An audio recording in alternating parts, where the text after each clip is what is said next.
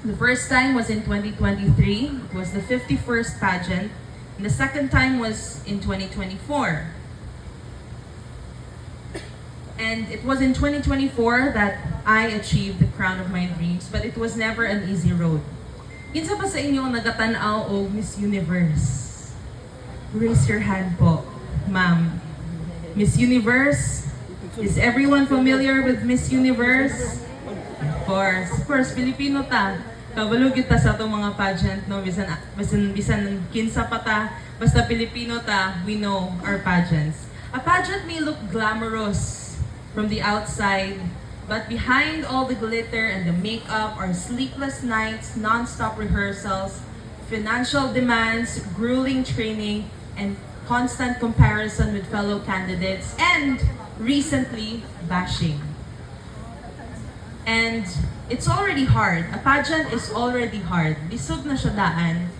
But joining a pageant as a plus-size woman, a fat girl, tambok, with stomach rolls, bilbil, dako ako ang kung arms, dako ako ang pikil, yun, no? Legs. That was one of the most difficult things I've done in my life. And I remember during the pageant, daghan ang nagabash kid sa kuha, usually in social media, telling me na ganong nag-join ko, dili na ko deserve na mag-join ng mutya ng Davao kay suma man ang mga mutya nato dire and all over the Philippines. They're always size small, they're always fair-skinned, tall, statuesque. Payat gyud sila. If you scroll through the history of mutya ng Davao, mga payat gyud silang tanan. So, why did I do it? Many have asked me, why join a pageant twice? Why even join at all? Di ba unta, kung katong napildi ko katong 2023, dapat niingon na lang ko sa akong self na dili yun ni para sa kuha. But why did I join Mutya ng Davao twice? The answer is this. The mentality that a woman's beauty has only one size is exactly why I joined Mutya ng Davao. When I was a child, a teacher once told me I was too big to win a Little Miss pageant. That moment stuck with me, and from then on, I struggled to accept who I was. I was always a big kid, too tall to fit in, too big to be considered pretty. Dako na gid ko na bata dati pa. Ako ang kinakatangkad sa amo ang klase. I'm half Iranian, so it's in my genes to be big. And I have always been big. Nag-join ko Little Miss pageant sa bata pa ko. Wala ko kadoog, first runner-up lang ko. Pero team na akong hilak yun. Mojo to akong, I was grade 3. Pero tigil na akong hilak ko. Ako kasabot nga no, because I feel like I did my everything. And then my mom, who was a stage mom, she's right there. Antod karon stage mom. My mom, who was a stage mom, doon siya sa akong sa teacher na judge. Nangutana siya, ma'am, ngano wala man kadoog akong anak. Diba? Ano, nangutana pa. Ang giingon sa iya sa teacher, ma'am, dako na kayo siya para ma-Little Miss. Little gani. No, gid ko.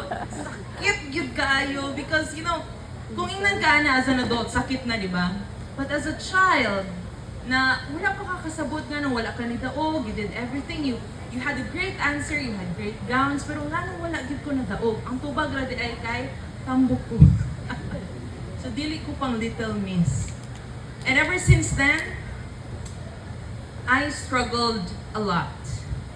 And I looked for role models growing up, no, women who looked like me, who had bodies like mine, and yet still shined.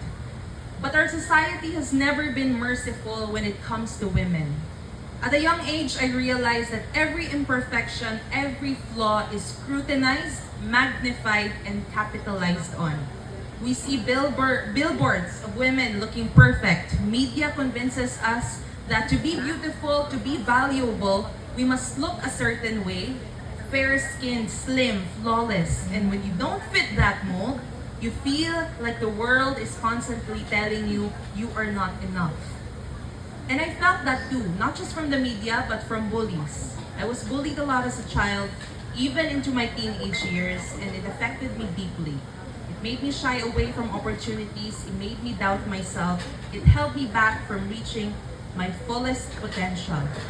I remember tong high school ko na ako'y classmate. Ambot po nga nun yung mga, kasi utok sa mga bata, na grabe po dyan ng bully. Na ako'y classmate na for no reason at all, basta muagi siya sa akong atubangan, muana gid siya na feeling payat. Muana gid siya.